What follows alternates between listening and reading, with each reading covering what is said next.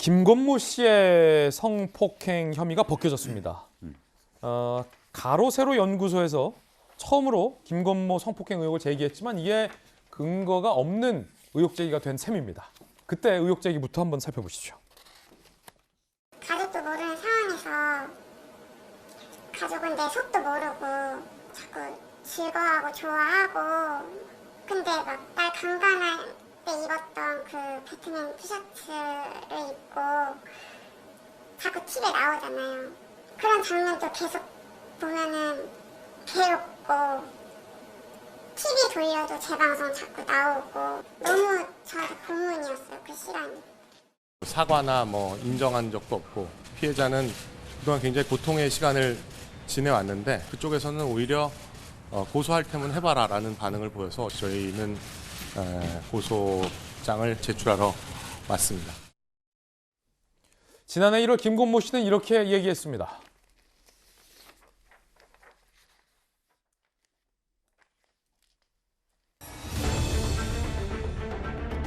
먼저 국민 여러분께 심려를 끼쳐드려서 진심으로 죄송합니다. 경찰에서 성실히 답변했고요. 하루빨리 진실이 밝혀졌으면 좋겠습니다. 아무튼 심려를 끼쳐드려서 대단히 죄송합니다. 자, 23개월 만에 무혐의 나온 겁니다. 그 결과도 함께 보시죠. 지난해 3월 김건모 성폭행 혐의 불기소 의견으로 검찰에 송치가 됐는데 23개월 만에 그 결론이 나온 거죠. 바로 검찰 시민위원회를 결쳐서 불기소 처분이 나온 겁니다. 객관적인 반박 자료를 많이 제출한 결과다라고 무혐의 성폭행 혐의에서 김건모 씨가 벗어났습니다. 정혁진 변호사님. 네네. 그러면 이 의혹 제기가 근거가 없었다는 겁니까? 그렇다는 이야기죠. 왜 그러냐면요. 이게 실질적으로 그 성폭행 행위가 있었다고 주장한 날짜가 2016년 8월이에요. 그래서 어쨌든 피해자가 그런 일을 당하게 되면 늦어도 한두 달 이내에 이렇게 고소하는 게 원칙인데, 일반적인데 원칙이라기보다는.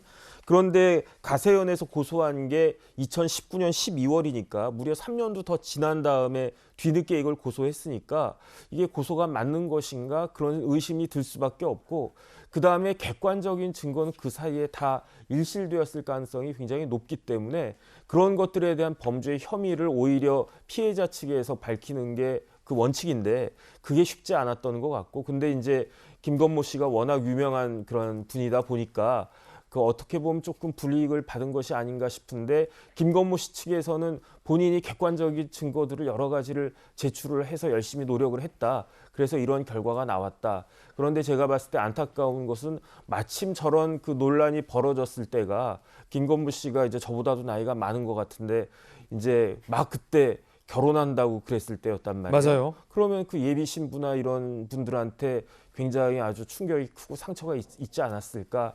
그래도 뒤늦게나마 저렇게 무혐의로 나와가지고 다행이다라는 그런 생각이 듭니다. 정혁진 변호사님, 검찰이 이제 불기소한 이유에 대해서는 밝히지 않았는데 그건 네네. 특별한 이유가 있는 겁니까? 일단 불기소 그 내용이 보니까 혐의가 없다는 거예요. 그래서 혐의가 없다라고 하는 게 법리적으로 문제가 없다 이런 이야기라기보다는 증거가 불충분하다. 그러니까 피해자가 자신이 그러한 일을 당했다라고 주장하는 것과 관련한 객관적인 증거가 없고 오히려 김건모 씨 측에서 그런 일이 없었다라고 반박하는 증거를 많이 낸 것 같은데, 그것이 더 신빙성이 있다라고 그 경찰에서는 기소 의견으로 송치를 했다고 하거든요. 그럼에도 불구하고 검찰에서는 다르게 판단을 한 것이다. 이렇게 정리가 될 것 같습니다. 그렇군요. 고소를 한 여성의 입장도 지금 나왔는데 여성 입장도 함께 보시죠. 어처구니 없다. 어떻게 이런 결과가 나왔는지도 모르겠다. 몇 년 동안 정신적 피해를 입었는데 이런 결과는 아닌 것 같다. 가세연 측은 항고의 뜻을 밝히기도 했는데, 이재명 기자, 그럼 어떻게 봐야 됩니까?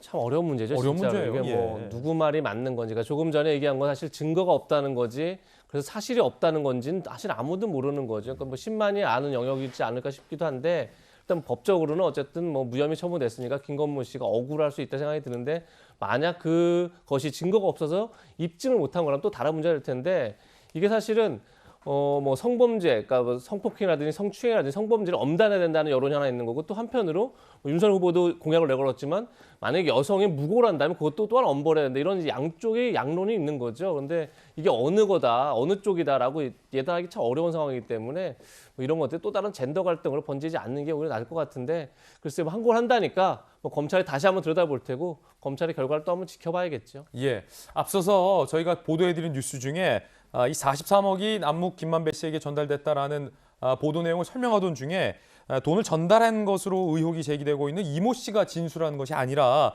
녹취록을 바탕으로 검찰이 추궁을 했고 남욱 김만배 씨가 인정했다라는 것이 보도 내용이다라는 것 다시 한번 명확히 말씀드리겠습니다.